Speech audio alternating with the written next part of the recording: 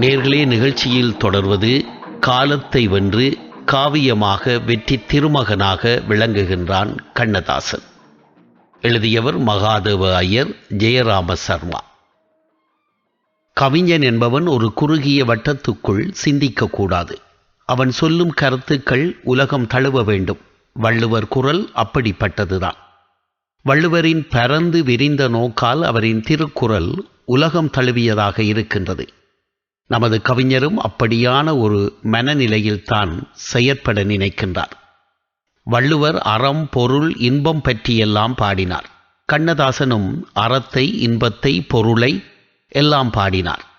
அத்தோடு அருளையும் தமது பாட்டுக்களால் தந்து நிற்கின்றார். சங்கர மடத்தை சரணடைந்தார்.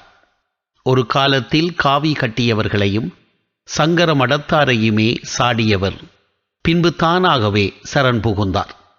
இது அவரிடம் ஏற்பட்ட மடை மாற்றமாகும்.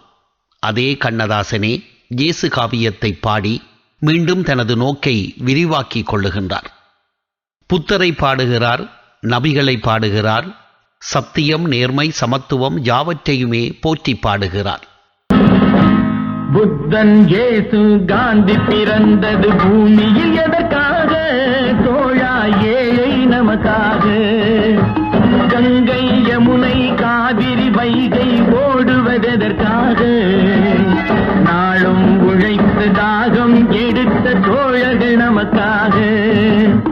கேள்விக்குறி போல் முதுகு வளைந்து உழைப்பது எதற்காக?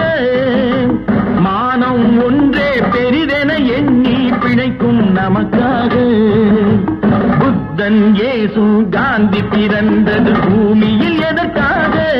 தோழா, ஏழை நமக்காக.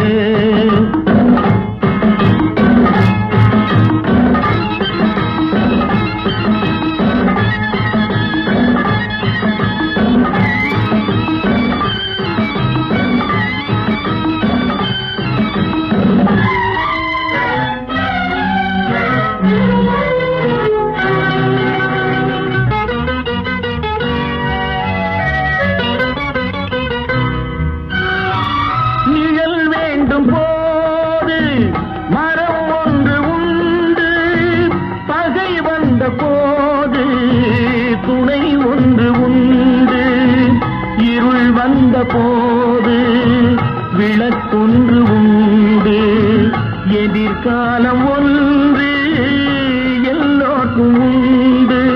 உண்மை என்பது என்றும் உள்ளது, தெய்வத்தின் மொழியாகும். நன்மை என்பது நாளை வருவது, நம்பிக்கை ஒளியாகும். புத்தன், இயேசு, காந்தி பிறந்தது பூமியில் எதற்காக? தோழா, ஏழை நமக்காக.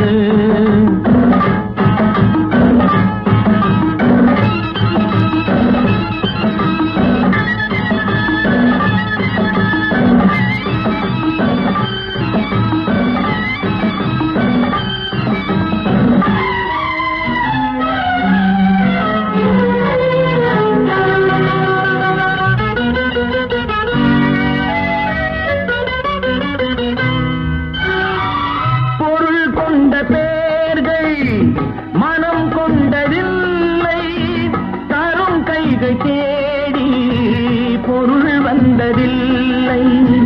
மனம் என்ற கோயில் திற இழக்கின்ற நேரம் அழைக்காமல் அங்கே தெய்வம் வந்து சேரும். அழுதவர் சிரிப்பதும் சிரித்தவர் அழுவதும் விதி வழி வந்ததில்லை. ஒருவருக்கென்றே உள்ளதை எல்லாம் இறைவனும் தந்ததில்லை. புத்தன் இயேசு காந்தி பிறந்தது பூமியில் எதற்காக தோழா? ஏழை நமக்காக.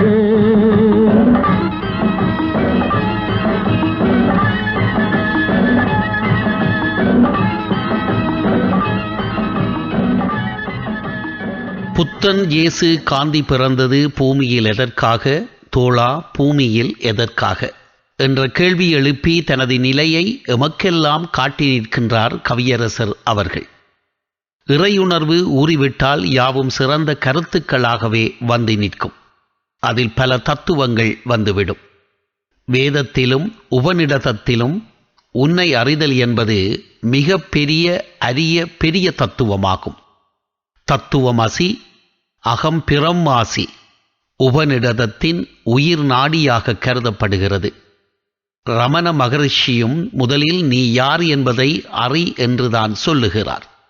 இப்படியான உயர் தத்துவ கருத்தை கண்ணதாசன் மிகவும் எளிதாக்கி எமக்கு தரும் விதம் அவரின் உயர் ஆற்றலைத்தான் வெளிப்படுத்துகிறது எனலாம்.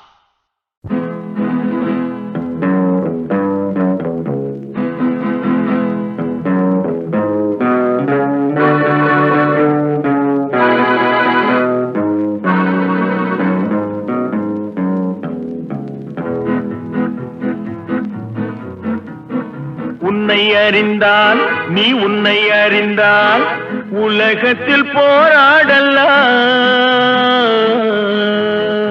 உயர்ந்தாலும் தாழ்ந்தாலும் தலை வணங்காமல் நீ வாழலாம்.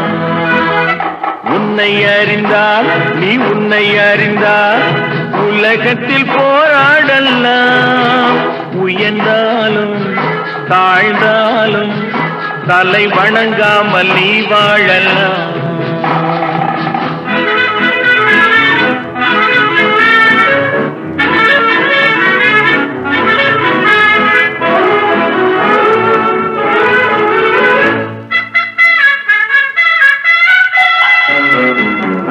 மானம் பெரியதென்று வாழும் மனிதர்களை மான் என்று சொல்வதில்லையா? தன்னை தானும் அறிந்து கொண்டு ஊருக்கும் கொள்பவர்கள் தலைவர்கள் ஆவதில்லையா? மானம் பெரியதென்று வாழும் மனிதர்களை மான் என்று சொல்வதில்லையா? தன்னை தானும் அறிந்து கொண்டு ஊருக்கும் கொள்பவர்கள் தலைவர்கள் ஆவதில்லையா?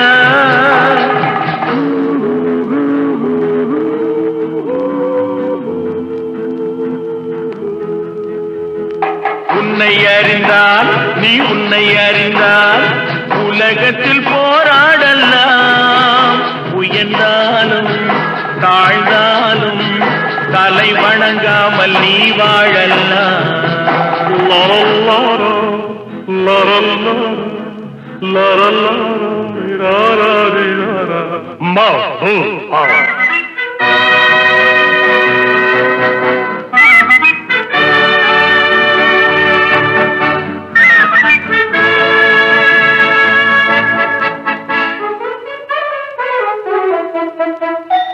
மாபெரும் சபைகளில் நீ நடந்தால் உனக்கு மாலைகள் விழ வேண்டும். ஒரு மாற்று குறையாத மன்னவன் இவன் என்று போற்றி புகழ வேண்டும். மாபெரும் சபைகளில் நீ நடந்தால் உனக்கு மாலைகள் விழ வேண்டும். ஒரு மாற்று குறையாத மன்னவன் இவன் என்று போற்றி புகழ வேண்டும்.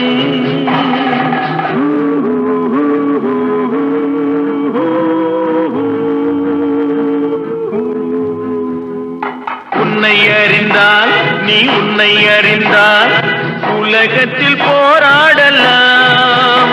உயர்ந்தாலும் தாழ்ந்தாலும் தலை வணங்காமல் நீ வாழலாம்.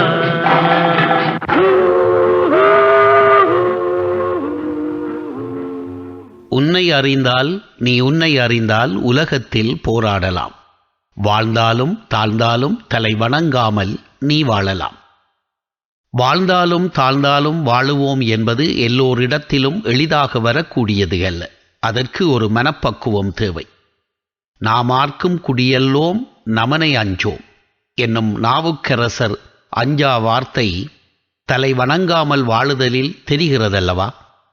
மனமானது சமநிலைக்கு வந்துவிட்டால் எதற்கும் அது ஆயத்தமாகிவிடும். இது ஒரு யோக நிலையாகும். இதை கவிஞர் இப்படி சொல்லுகிறார் பாருங்கள்.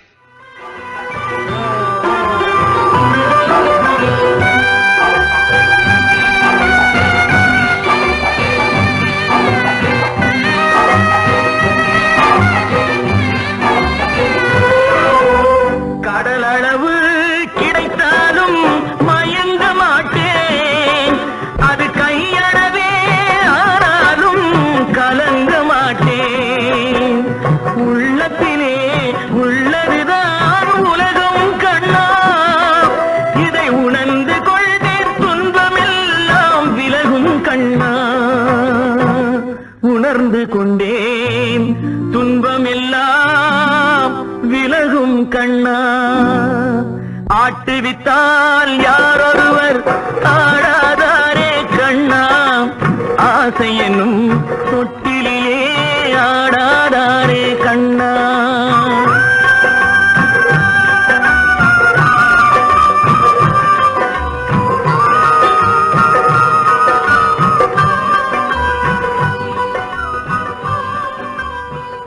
நான் கடலளவே பெற்றாலும் மயங்க மாட்டேன், அது கையளவே ஆனாலும் கலங்க மாட்டேன். இந்த நிலை சாதாரணமாக எல்லோருக்கும் வந்துவிட மாட்டாது என்பதை கவிஞரின் வரிகள் மிக அற்புதமாக காட்டி நிற்கின்றன அல்லவா? குழப்பங்கள் வருவது மனித வாழ்வில் தடுக்க முடியாத ஒன்று. ஆனால் அந்த குழப்பத்தையும் நாம் விளங்கி மனதை கலங்கிவிடக் கூடாது என்கின்றார் கவிஞர். இன்னும் ஒரு பாடலிலே மிக அழகாகச் சொல்லுகிறார். மயக்கமா தயக்கமா, மனதிலே குழப்பமா, வாழ்க்கையில் நடுக்கமா.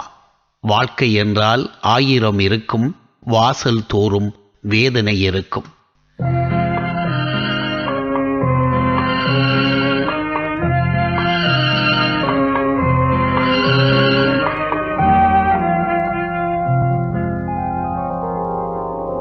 மயக்கமா கலக்கமா, மனதிலே குழப்பமா, வாழ்க்கையில் நடுக்கமா.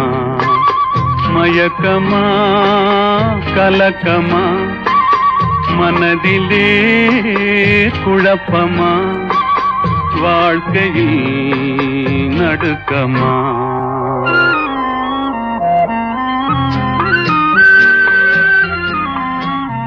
சுமைதாங்கி என்ற திரைப்படத்தில் இடம்பெற்ற ஒரு அருமையான பாடல். வாழ்க்கையில் குழப்பங்கள் வந்தால் தயக்கம் வரும், அதே நேரம் நடுக்கமும் வந்து சேரும்.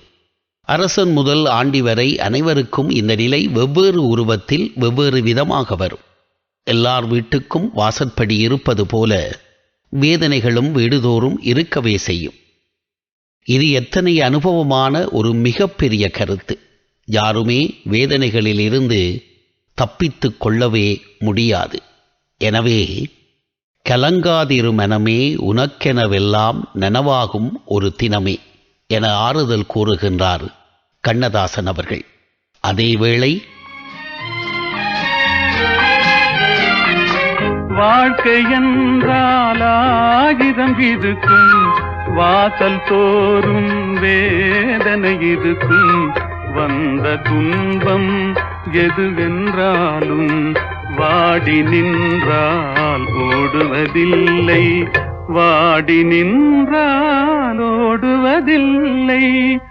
எதையும் தாங்கும் இதயம் இருந்தால் இறுதி வரைக்கும் அமைதி இருக்கும். மயக்கமா கலக்கமா, மனதிலே குழப்பமா, வாழ்க்கையில் நடுக்கமா.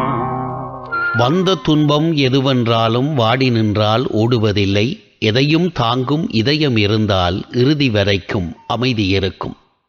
நாளை பொழுதை இறைவனுக்கு அளித்து நடக்கும் வாழ்வில் அமைதியை தேடு என்று புத்தியும் கூறுகிறார். அதோடு நின்று விடாமல் மிகவும் முக்கியமாக ஒன்றையும் சொல்லி நிற்கின்றார். ஏழை மனதை மாளிகையாக்கி இரவும் பகலும் காவியம் பாடு, நாளை பொழுதை இறைவனு கழித்து நடக்கும் வாழ்வில் அமைதியை தேடு, நடக்கும் வாழ்வில் அமைதியை தேடு. உனக்கும் கீழே உள்ளவர் கோடி, நினைத்து பார்த்து நிம்மதி நாடு. மயக்கமா கலக்கமா மனதிலே குழப்பமா வாழ்க்கையில் நடுக்கமா. உனக்கு கீழே உள்ளவர் கோடி, நினைத்து பார்த்து நிம்மதி நாடு. எப்பொழுதும் நாங்கள் அனைவருமே எங்களின் நிலையை மட்டும் தினமும் பார்த்து பார்த்து எனக்கு மட்டும் ஏன் இப்படி, அவன் நல்லாயிருக்கின்றானே என்று அல்லும் பகலும் மற்றவர்களை பார்த்து எமக்கு கிடைத்தவற்றை வீணடித்து விடுவோம். காலுக்கு செருப்பில்லை என்பவனுக்கும் கவலை, அதே நேரம் காலே இல்லை என்பவனுக்கும் கவலை. கஞ்சிக்கு உப்பில்லை என்பவனுக்கும் கவலை, குடிக்க கஞ்சி இல்லையே என்பவனுக்கும் கவலை. இதில் எது முக்கியம் என்பதை உணராமல் இருப்பதே பெரிய கவலை என்பதை யாவரும் உணர்தல் வேண்டும் என்பதை கவிஞர் சொல்வதை விட யாராலும் இவ்வளவு எளிமையாக சொல்லிவிட முடியாதல்லவா? எத்தனையோ பேர் எம்மை விடவும் மோசமாக இருக்கின்றார்கள் என்பதை ஒரு கணம் நினைத்தால் நாங்கள் படும் துன்பம் பெரிதாகவே தெரியாமல் போய்விடும் என்பதை கண்ணதாசன் சொல்லும் இடத்தால் அவர் உயர்ந்த கவிஞனாகி நிற்கின்றார் எனலாம். வாழ்க்கையில் அவர் அனுபவிக்காத இன்பங்களும் இல்லை, துன்பங்களும் இல்லை எனலாம். அவற்றையெல்லாம் அவர் எங்களுக்கு தனது கவிதைகள் வாயிலாக தரவும் மறக்கவில்லை. எங்கே வாழ்க்கை தொடங்கும், அது எங்கே எவ்விதம் முடியும், இதுதான் பாதை, இதுதான் பயணம் என்பது எவருக்கும் தெரியாது. இது ஒரு பெரிய தத்துவம்தான். ஆனால் இதில் கவிஞரின் ஒரு பங்கும் காணப்படுகிறது. சிறுகூடல் பட்டியிலிருந்து சென்னை வந்து படுக்க இடமில்லாமல் கடற்கரை ஓரத்தில் படுக்க, அங்கும் படுக்க முடியாமல் போலீஸ்காரர்களால் கண்ணதாசன் போக்கிடம் இல்லாமல் விரட்டி அடிக்கப்படுகிறார். அப்பொழுது அவரது வாழ்க்கை பயணம் எப்படி அமையப் போகிறது, எங்கே முடியப் போகிறது என்பது அவருக்கு புரியாத ஒன்றாக இருந்திருக்கலாம் அல்லவா? இதுவும் ஒரு கருத்தாயும் இருக்கலாம். அதேவேளை மனித வாழ்வை நாங்கள் தீர்மானிக்கவும் முடியாதிருக்கும் என்பதும் கூட கருத்தாகலாம் தானே. எங்கே வாழ்க்கை தொடங்கும், அது எங்கே எவ்விதம் முடியும், இதுதான் பாதை, இதுதான் பயணம் என்பது யாருக்கும் தெரியாது. பாதையெல்லாம் மாறி வரும், பயணம் முடிந்துவிடும். மாறுவதை புரிந்து கொண்டால் மயக்கம் தெளிந்துவிடும். நினைப்பதெல்லாம் நடந்து விட்டால் தெய்வம் ஏதுமில்லை, நடந்ததையே நினைத்திருந்தால் அமைதி என்றுமில்லை. சுத்தி சுத்தி கடவுளிடம்தான் கண்ணதாசன் வருகின்றார். எதை சொல்வதானாலும் கடவுளையும் கூடவே வைத்திருப்பார். இந்த பாடலை கேளுங்களே.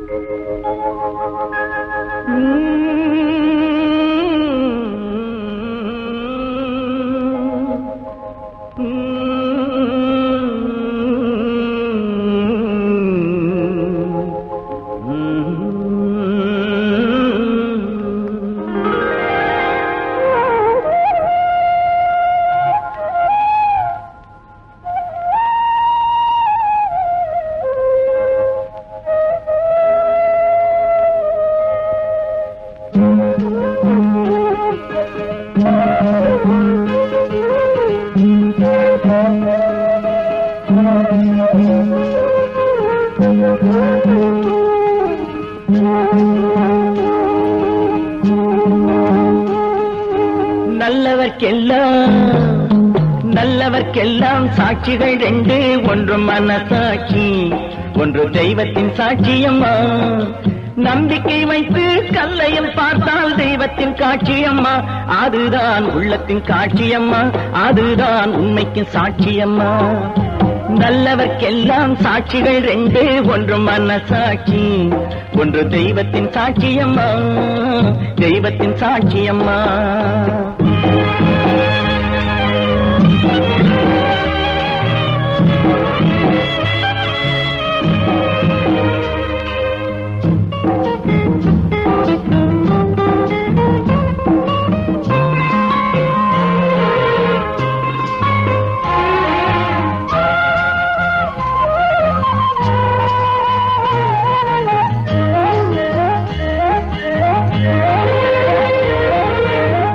நதி வெள்ளம் காய்ந்து விட்டால் நதி செய்த குற்றம் இல்லை, விதி செய்த குற்றம் அன்றி வேற யாரம்மா. நதி வெள்ளம் காய்ந்து விட்டால் நதி செய்த குற்றம் இல்லை, விதி செய்த குற்றம் அன்றி வேற யாரம்மா. பறவைகளே பதில் சொல்லுங்கள், மனிதர்கள் மயங்கும் போது நீங்கள் பேசுங்கள், மனதுக்கு மனது கொஞ்சம் தூது செல்லுங்கள். நல்லவர்க்கெல்லாம் சாட்சிகள் ரெண்டு, ஒன்று மனசாட்சி, ஒன்று தெய்வத்தின் சாட்சியம்மா, தெய்வத்தின் சாட்சியம்மா.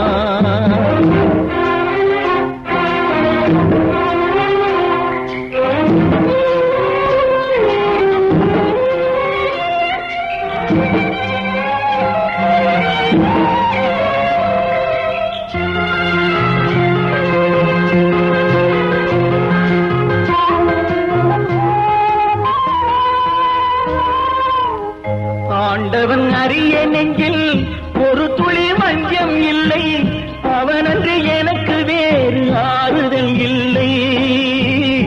ஆண்டவன் அறிய நெஞ்சில் ஒரு துளி வஞ்சம் இல்லை, அவனன்று எனக்கு வேறு ஆறுதல் இல்லை. மனிதனம்மா மயங்குகிறே, தவறுக்கு துணிந்த மனிதன் அழுவதில்லையே, தவறியும் வானம் மண்ணில் விழுவதில்லையே. நல்லவர்க்கெல்லாம் சாட்சிகள் ரெண்டு, ஒன்று மனசாட்சி, ஒன்று தெய்வத்தின் சாட்சியம்மா. நம்பிக்கை வைத்து கல்லையும் பார்த்தால் தெய்வத்தின் காட்சியம்மா, அதுதான் உள்ளத்தின் காட்சியம்மா, அதுதான் உண்மைக்கு சாட்சியம்மா.